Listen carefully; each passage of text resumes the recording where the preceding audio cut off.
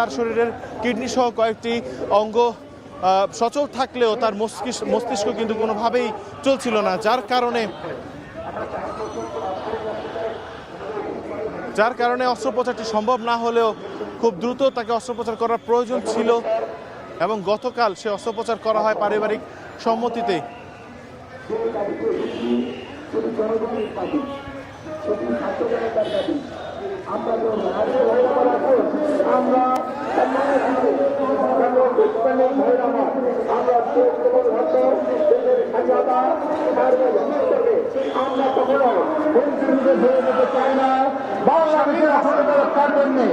আমরা সকল দল মত মিশিয়ে আমরা ঐক্যবদ্ধ থাকবো, ঐক্যবদ্ধ আছি।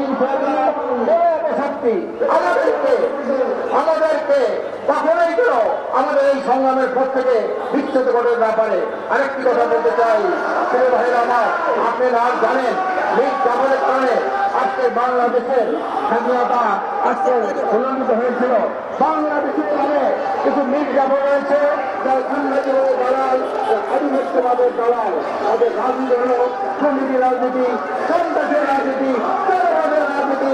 আগামী নির্বাচনেও আমরা সম্মিলিতভাবে কোনো ছোটবাদ, কোনো কেন্দ্রবাদ, কোনো বেরোতবাদ, কোনো দখলবাদ, আধিপত্যবাদের দালাল এবং সামনের দালালকে ক্ষমতাচ্ছে না করে এই জন্য ঐক্যবদ্ধভাবে আগামীতে একটি পার্লামেন্ট, এমন পার্লামেন্ট গঠন করবো যা জনগণের আশা পূরণ করতে সমর্থ হবে এবং সকল আধিপত্যবাদের মধ্যে আমরা সংসদে পাশ করে আমরা দেশটাকে একটি দুর্নীতি বিশ্বাসের মুক্ত, সতী সমৃদ্ধ কল্যাণ রাষ্ট্র প্রতিষ্ঠা করবো ইনশাল্লাহ।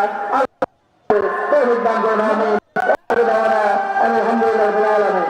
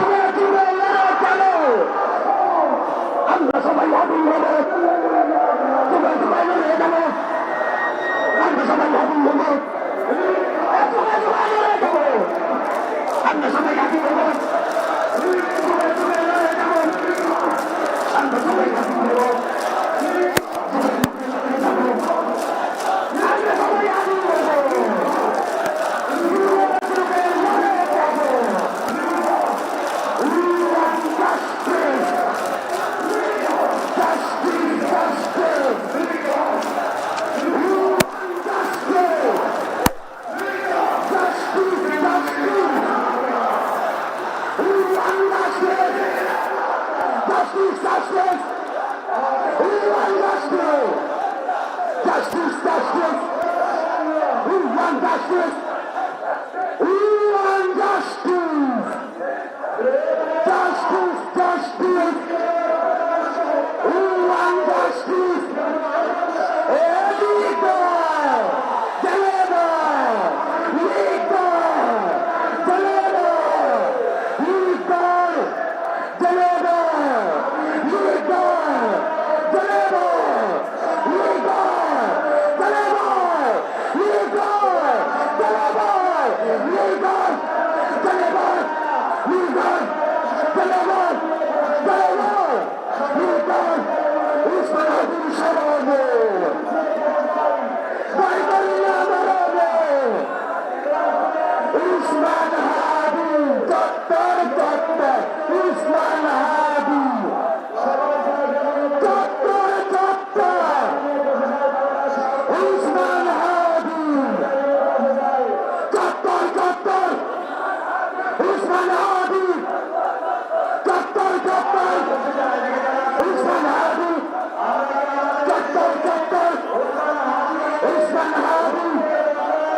আমরা সবাই হাবি হবে,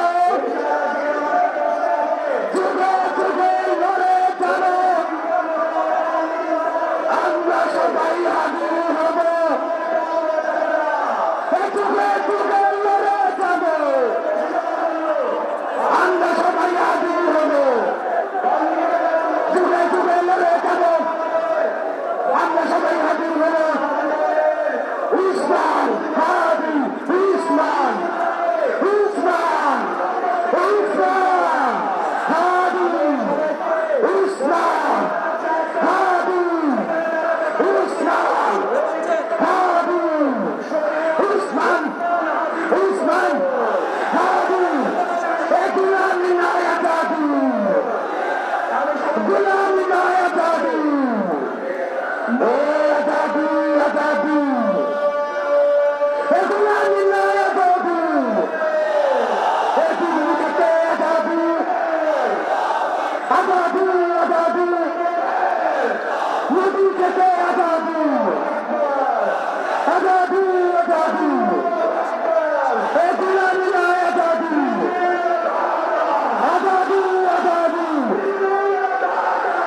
সবাই আদি হবে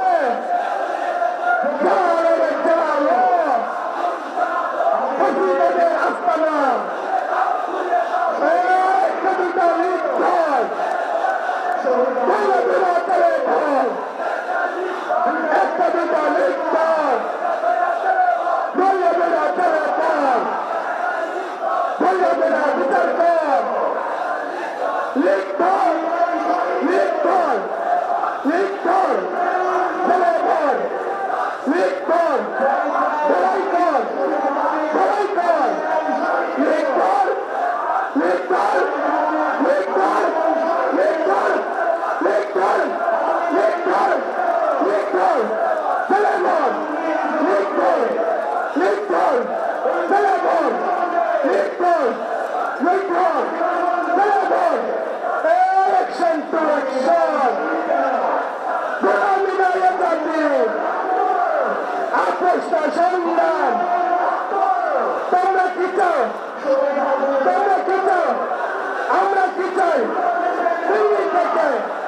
দিল্লি থেকে, মস্কো থেকে, মার্কিন থেকে, ইরান থেকে, পাকিস্তান থেকে, দিল্লি থেকে, আমরা সবাই আমাদের দেশে চট্টগ্রামে, আমাদের দেশে বরিশালে, সিলেটে, চট্টগ্রামে, দিল্লি থেকে, মস্কো থেকে, মার্কিন থেকে,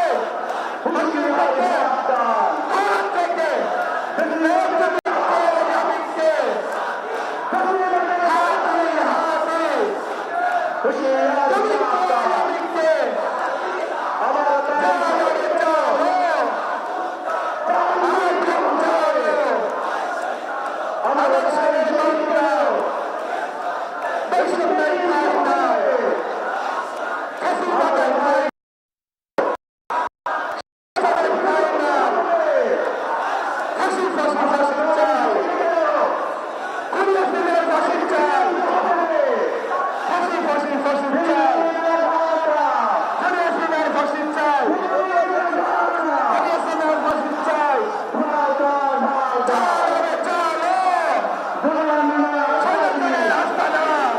এর আগেও আমরা জানিয়েছি একটা অস্থায়ী মঞ্চ করেছে কাভার্ড ভ্যানের মাধ্যমে এবং এখানে যে সাধারণ শিক্ষার্থীরা ছাত্রজনরা তারা এখানে অবস্থান নিয়েছেন এবং ঠিক এই মুহূর্তে আমরা দেখছি যে ডাকসুর ভিপি আবু সাদিক কায়েম তিনি স্লোগান দিচ্ছেন এবং এই স্লোগানের মধ্যে কিন্তু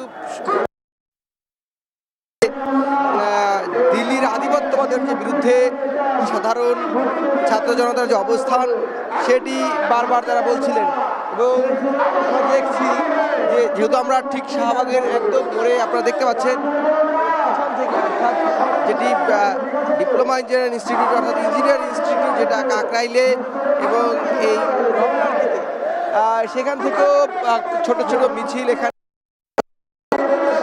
আমরা যখন এখানে এসেছি সেখানে আমরা তখন দেখলাম যে ঢাকার বেশ কয়েকটি জায়গা থেকে ছোট ছোট মিছিল এসেছে এবং এখানে যারা এসেছেন তারা জুমার পরেই অনেকে এসেছেন এবং জুমা নামাজ পরে এখানে এসেছেন এবং এর আগেও মূলত জুমা নামাজের আগেও এখানে অবস্থান নিয়েছেন ঠিক এই জায়গাতেও যে জুমার যে জামাত সেটি অনুষ্ঠিত হয়েছে আমরা সেটি দেখেছি এবং এখানে দোয়া মোনাজাতের আয়োজন করা হয়েছে এর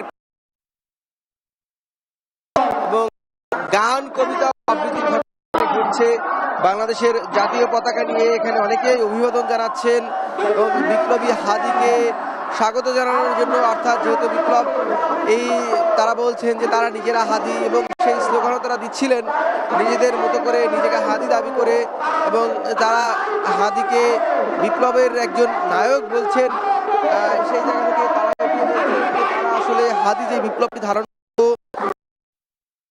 বাংলাদেশ সত্যিকার অর্থেই একটি ভারতীয় আধিপত্যবাদ মুক্ত স্বাধীন সার্বভৌমসত্তা হিসেবে বাংলাদেশের যে ভূমিকা সেটি বাংলাদেশ পালন করবে বাংলাদেশ মানুষের যে ন্যায্যতা সেটি তারা পাবে হাদির যে সেই লড়াইটি ছিল এবং হাদি রাজপথের লড়াই ছাড়াও সাংস্কৃতিক অঙ্গনে কিন্তু হাদি লড়াই করেছে এবং এই বিষয়গুলো আলোচনা এসেছে এখানে যারা বক্তব্য দিয়েছেন যারা সাধারণ ছাত্রজনতা যারা রয়েছে শিক্ষার্থীরা তাদের বক্তব্যের মধ্যেও এই বিষয়টি উঠে আসছে হাদি গতকালকে সিঙ্গাপুরে চিকিৎসাধীন অবস্থায় তিনি মৃত্যুবরণ করেন এবং আমরা এটি জানি যে হাদি এই যে 12ই ডিসেম্বর তিনি বিজয়নগর এলাকায় তখন তার নির্বাচনী প্রচারণা চালাচ্ছিলেন হাদি ঢাকা 8 আসন থেকে স্বতন্ত্র প্রার্থী হিসেবে লড়ার ঘোষণা দিয়েছিলেন এবং তিনি বলছিলেন চলন্ত অবস্থায় অর্থাৎ তিনি রিক্সা করে যাচ্ছিলেন সেই অবস্থায় মোটর বাইকে করে হাদিকে গুলি করে এবং তখন এই মুমূর্ষ অবস্থায় হাদি ঢাকা মেডিকেল কলেজে চিকিৎসা নেয় এবং সেখানে একটি অস্ত্রোপচার করা হয় যদিও ডাক্তাররা তখনই জানিয়েছিল যে হাদির অবস্থা আসলে খুবই সংকটজনক তিনি এক ধরনের জীবন মৃত্যুর সন্ধিক্ষণে আছেন। তারপরও এই যারা ছাত্র জনতা রয়েছে, সাধারণ মানুষ রয়েছে, সবাই আশায় ছিলেন বা সবার একটি স্বপ্ন ছিল হাদি সুস্থ হয়ে ফিরে আসবেন মানুষের মধ্যে। তার যে কণ্ঠ সেটি তিনি জারি রাখবেন, তার যে আন্দোলন এই ফেসিবাদের বিরুদ্ধে, ভারতীয় আগ্রাসনের বিরুদ্ধে, সেটি তিনি জারি রাখবেন। সেই আশাটুকু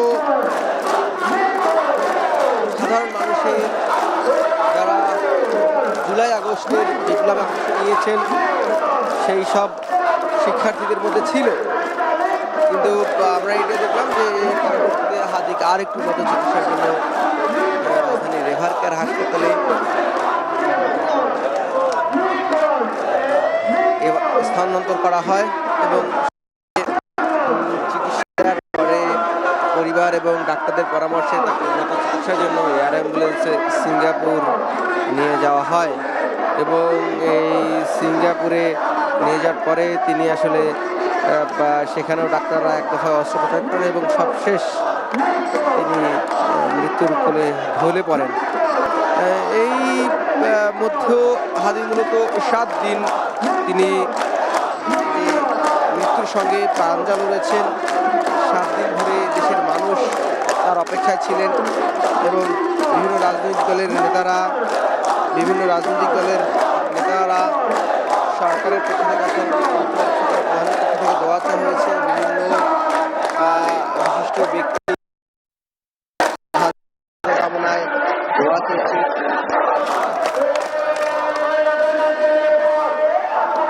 শেষমেশ হাদি না ফেরার দেশে চলে গেল এবং মরদেহ তো ঢাকায় আনা হবে আগামীকালকে মানিক মেয়ে এভিনিউ, যেটি সংসদ ভবনের দক্ষিণ প্লাজা অংশে বলা হয় যে অংশটিকে, সেই মানিক মেয়ে এভিনিউতে সংসদ ভবনের সামনে তার যে জানাজা, সেই জানাজা হবে। এবং আজকে যারা এখানে এসেছেন সবারই একটাই দাবি, হাদিকে যারা খুন করেছে, যারা হাদির মতো যারা এই বাংলাদেশের পক্ষে কথা বলে, স্বাধীনতা সার্বভৌমত্বের পক্ষে কথা বলে, ন্যায়ের পক্ষে কথা বলে, অন্যায়ের বিরুদ্ধে যার বলিষ্ঠ কণ্ঠস্বর, এমন একজন মানুষকে যখন দমিয়ে দেওয়া হয়,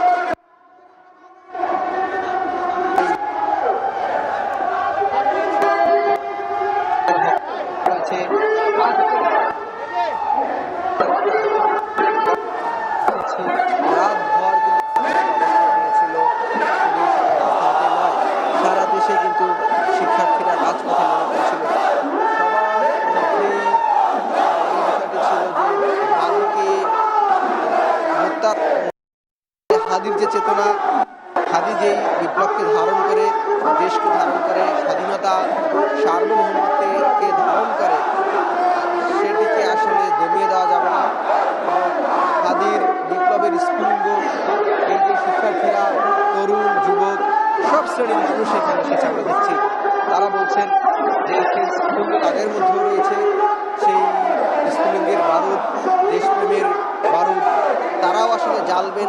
এবং জাতীয় পতাকা হাতে নিয়ে আমরা দেখছি বিজয়ের মাস ডিসেম্বর, এই 16 ডিসেম্বর বাংলাদেশ 55 বছরে পদার্পণ করেছে। এই 55 বছরে অথবা এই বাংলাদেশের মানুষ তাদের যে ন্যায্য অধিকার এবং সত্যিকার মুক্তি পেয়েছে কিনা, সেই প্রশ্নটি নানান সময় উঠেছে, নানান সময় বিতর্ক হয়েছে। এবং সেই জায়গা থেকে কিন্তু হাদির সামনে তিনি বলছিলেন যে তার সামনে সবসময় একটি চেতনা, দেশপ্রেমের, সেটি মানবিক মূল্যবোধের, স্বাধীন সার্বভৌম বাংলাদেশ সোজা করে দাঁড়াবে, বাংলাদেশ কখনো কারো গোলামি করবে না, এরকম দেখতে চেয়েছিলেন। হাদির বক্তব্য বিবৃতিগুলো পর্যালোচনা করলেও কিন্তু সেই বিষয়গুলো স্পষ্ট হয় এবং এই জন্যই হাদি দল মত মানুষের নির্বিশেষে সবার ঊর্ধ্বে উঠে ঐক্যের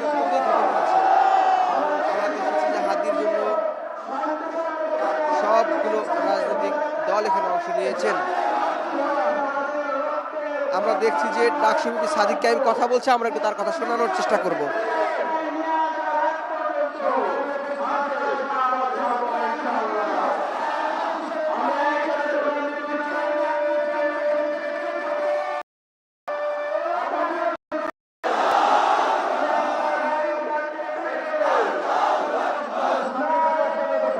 মাত্রই ডাকসু ভিপি সাদিক কাইম তিনি বলেছেন যে হাদির হত্যাকারীদের বিচার এবং তাদেরকে গ্রেফতার করানো ছাড়া তারা এই রাজপথ ছাড়বেন না এবং তারা এখানে শান্তিপূর্ণ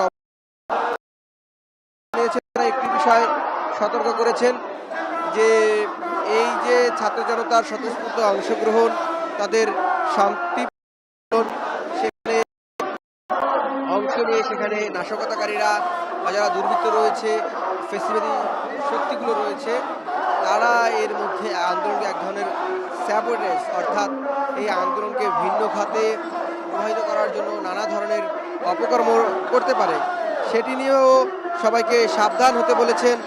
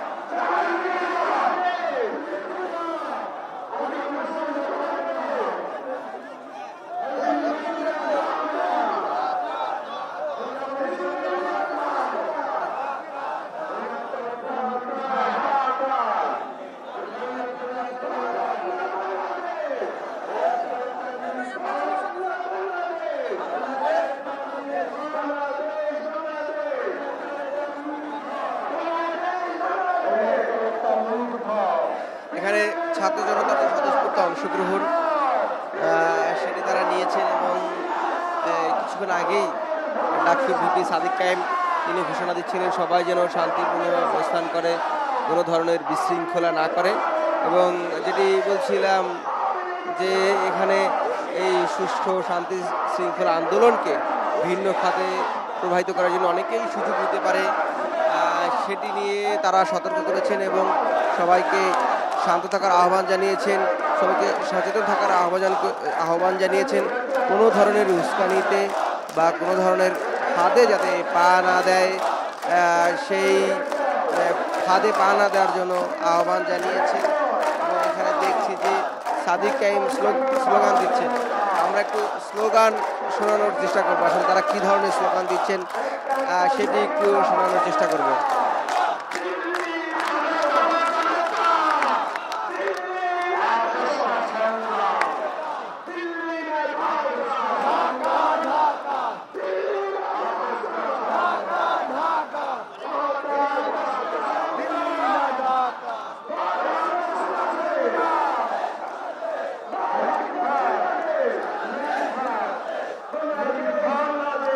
যেটি বলছিলাম যে এখানে সাধারণ যে মানুষ নানান শ্রেণী পেশার মানুষ, সাধারণ শিক্ষার্থীরা এই শাহবাগে অংশ নিয়েছেন এবং বাদ জুমা মূলত এখানে তারা সমবেত করেছেন।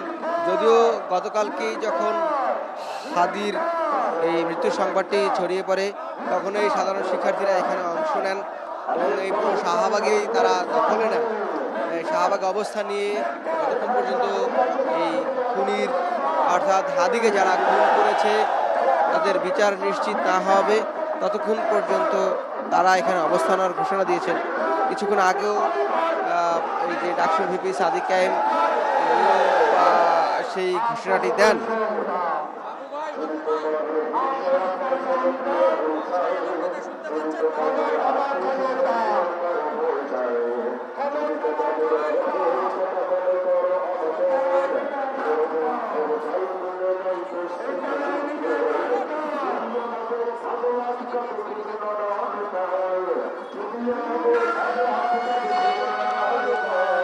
সোজা পথে হের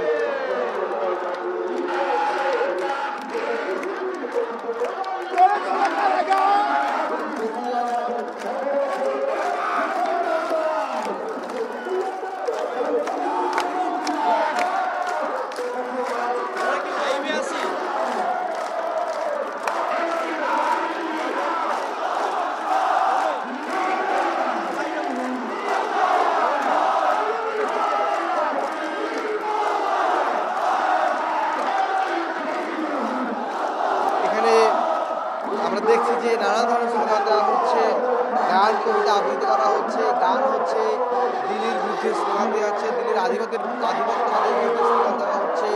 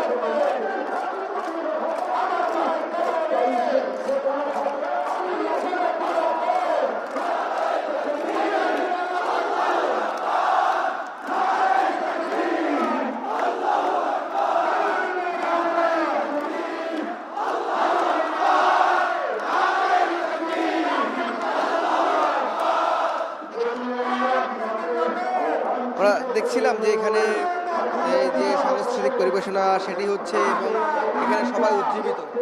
কিছুক্ষণ আগে যেটি ঘোষণা দেওয়া হয়েছে যে শান্তিপূর্ণ একটি অবস্থান তারা এখানে নেবেন এবং সবাইকে শান্ত থাকার চেষ্টা করেছে, সবাইকে শান্ত থাকে যাতে কোনো শৃঙ্খলা বা অরাজক দুর্ঘটনা না ঘটে এবং কোনো ধরনের কারো পাতানো ফাঁদে যাতে এই সাধারণ শিক্ষার্থীরা পা না দেয় সেই বিষয়টি কিন্তু সচেতন করা এখানে হয়েছে। এবং যতক্ষণ পর্যন্ত তাদের যে দাবি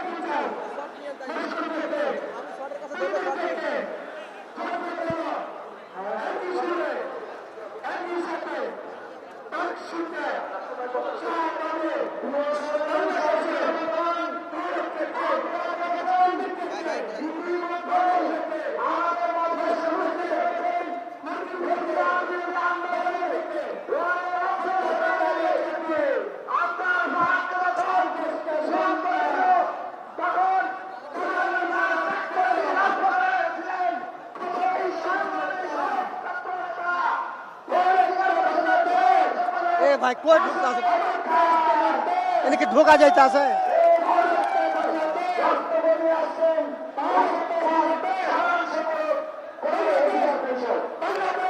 জান জান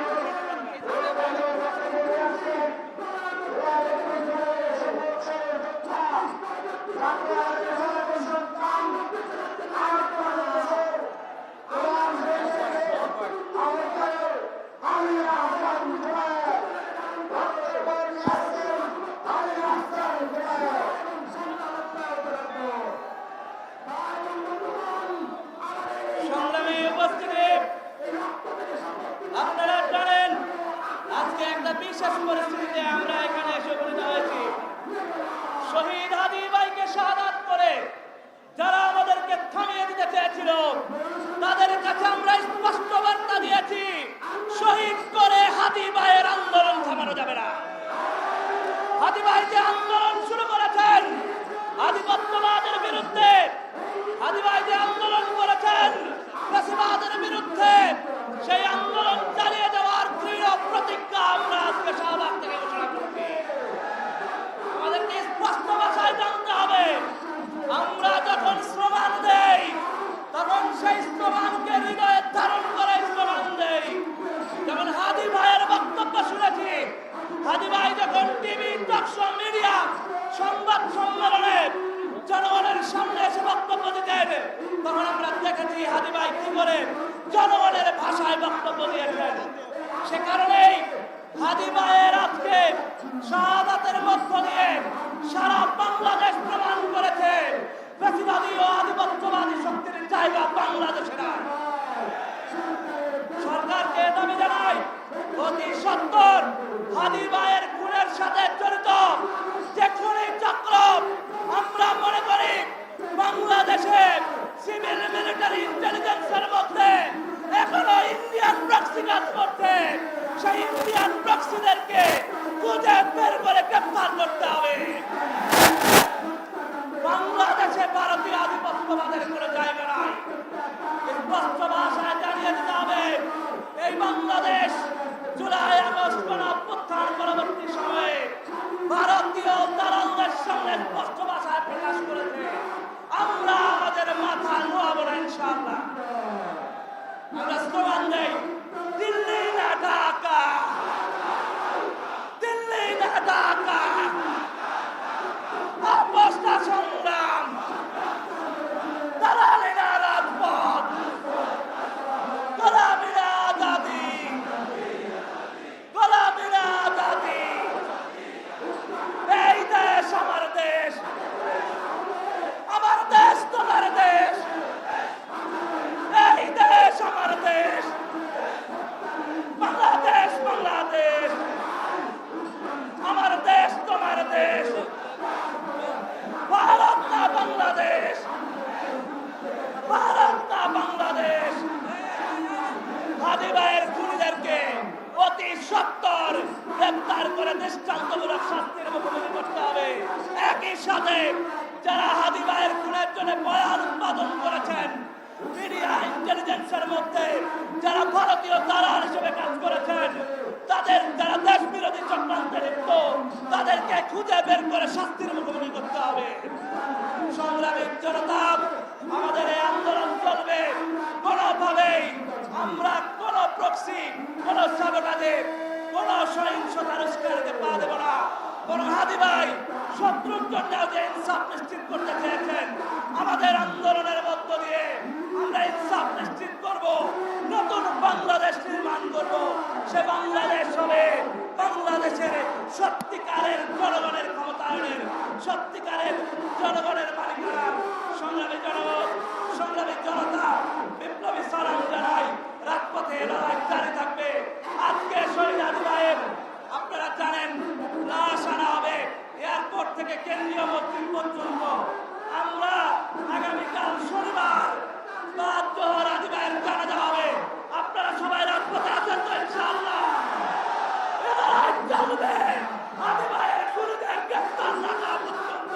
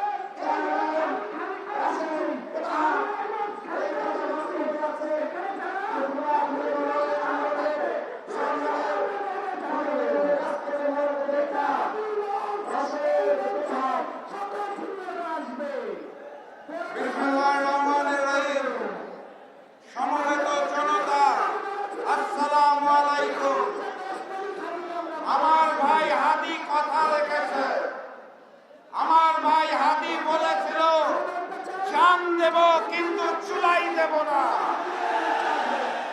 আমার ভাই হাদি বলেছিল শহীদ হব, কিন্তু ভারতীয় আধিপত্যবাদের সামনে মাথা নত করব না। আমার ভাই হাদি কথা রেখেছে, তার দেহটা নিখর হয়ে গেছে, কিন্তু তার রেখে যাওয়া আদর্শ আমাদের সকলের মধ্যে রয়ে গেছে ইনশাআল্লাহ। অতএব কথাবার্তা পরিষ্কার, সন্ত্রাসী আওয়ামী লীগ চলবে না, ভারতীয় আধিপত্যবাদ চলবে না, আর ওই শাহবাগী রামবাম ভূতেরাও চলবে না। আমি আপনাদেরকে